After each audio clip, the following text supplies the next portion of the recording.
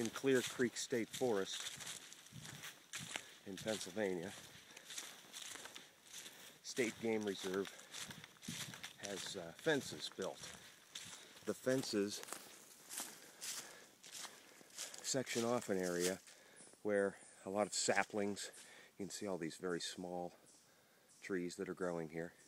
These trees are protected by these deer fences. And this fence goes quite a ways, both ways, but the trails go right through the fence, so they have these self-closing doors, little trap doors here, so that the hikers can get through.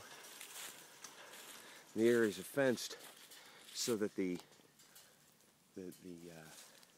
this woven wire is to prevent deer from grousing the young seedlings, and because they forested a lot of this land, so a lot of when they planted new seedlings, the trees need to grow, and these fences protect the saplings and seedlings from the deer.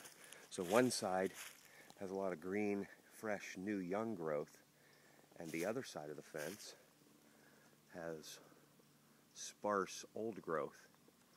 Pretty interesting.